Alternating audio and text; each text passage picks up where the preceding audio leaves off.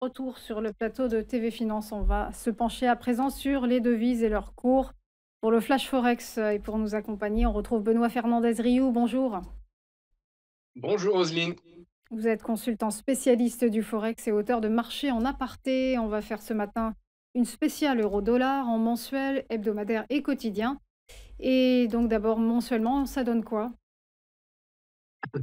Alors mensuellement, on est sur, en fait quelque chose d'assez, à la croisée des chemins en fait. Parce que, comme vous pouvez le constater, sur un graphique mensuel, on a un recul, bon assez large, hein. On a plus de 15 ans de recul là désormais sur ce graphique et vous voyez qu'on est, désormais sur des niveaux qui sont, qui reviennent en fait, à des pas à des plus hauts parce qu'on voit bien que tous les plus hauts étaient plus bas à chaque fois dans le temps, hein, depuis, la crise des subprimes, hein, avec un euro-dollar qui venait de 1,60 et qui, récemment en fait a touché les 1 et même est passé un petit peu en dessous.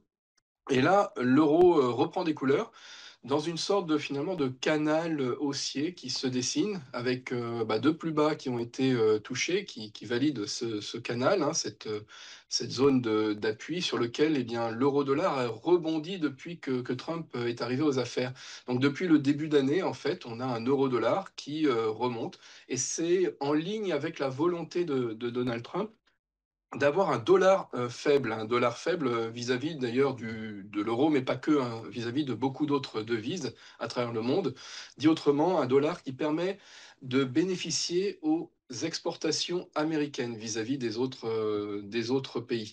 Et donc on revient désormais sur les quasiment 1,18. En fait, le la ligne oblique haute de ce canal, haussier, en fait, c'est 1,18 actuellement et on est, à 1,17, 30 à peu près au moment où on parle et donc on se dirige, tranquillement vers cette fameuse oblique haute qui pourrait agir en résistance désormais sur 1,18 environ, après être revenu, de loin puisqu'on est revenu de quasiment 1,0, 1,03, 1,04 à peu près et donc on a une belle extension qui peut-être va commencer à buter sur une vraie résistance et marquer, le pas dans les, mois à venir puisque là on a un graphique, réellement en mensuel. Voilà ce que l'on peut dire en mensuel, sur cette paire euro-dollar.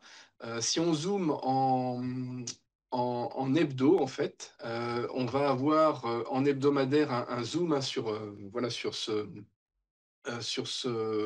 cette paire en weekly effectivement et donc là, vous voyez qu'on est très proche de toucher les 1,18.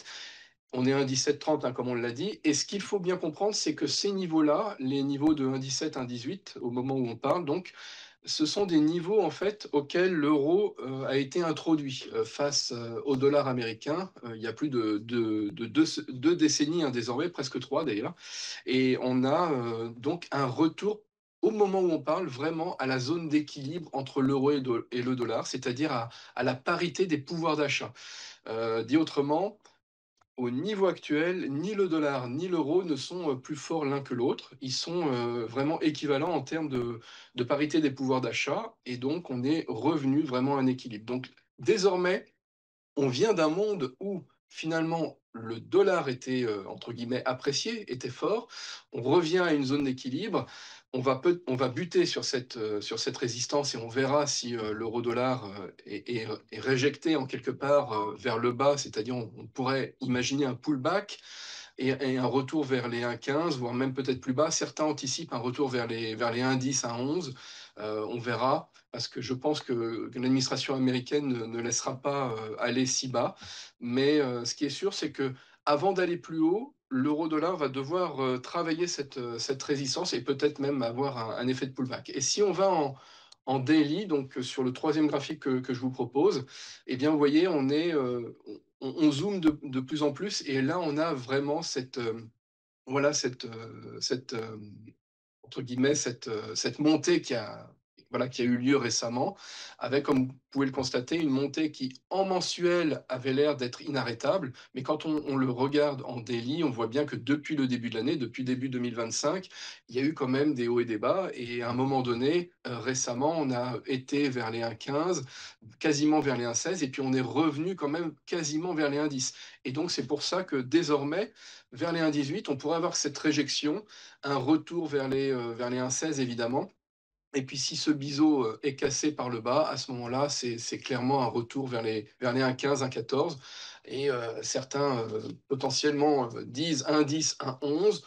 Bon, comme je vous le disais, moi je ne pense pas. Je pense que cette baisse serait malgré tout contenue, en tout cas graphiquement. Après, si on dit deux mots des fondamentaux hein, sur l'euro-dollar, ce qu'il faut bien voir, c'est que sur l'euro, évidemment, la BCE a récemment baissé ses taux directeurs au niveau de 2% de rémunération du taux de l'euro. On est désormais sur un niveau qui devrait se maintenir. On devrait donc avoir, en tout cas à la décision de juillet prochain, un statu quo au niveau de la BCE. On devrait d'ailleurs avoir un statu quo aussi au niveau de la Réserve fédérale, aux grandes dames de Trump hein, qui souhaitent que Jérôme Powell baisse ses taux. Mais le consensus s'attend à ce que la baisse des taux intervienne d'abord sur effectivement la Fed et plutôt en septembre, plutôt qu'en juillet. On est à 60% à peu près de taux de probabilité pour que cette baisse ait lieu en septembre. Ça serait un quart de point avec potentiellement une petite surprise à un demi-point, donc à 50 points de base. Mais en tout cas, les 25 sont clairement dans le consensus en septembre. Et ça ferait baisser donc le taux directeur qui actuellement est quand même sur le dollar américain très fortement rémunéré.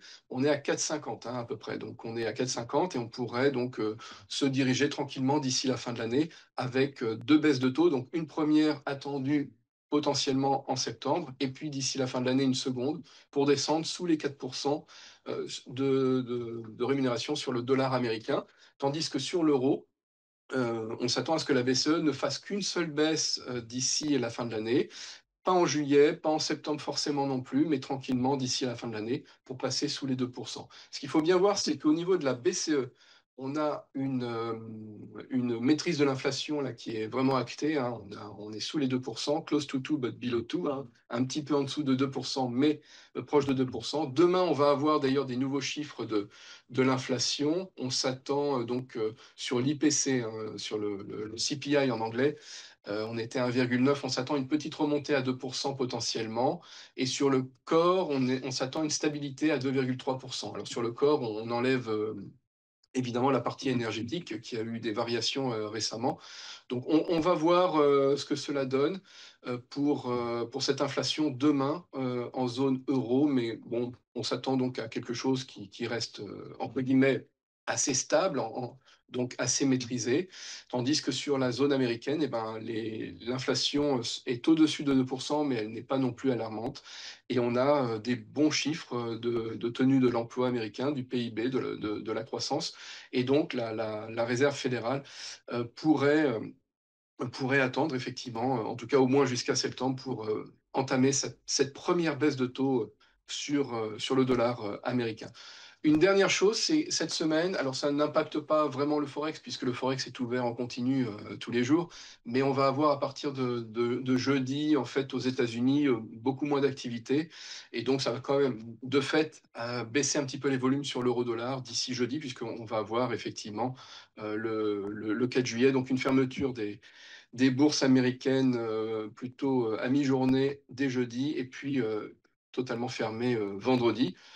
Donc, une baisse un petit peu de volume sur l'euro-dollar attendu cette fin de semaine. Merci beaucoup Benoît Fernandez-Riou pour votre analyse très complète sur l'euro-dollar. Belle journée à vous. Merci. À suivre le point bourse. À tout de suite.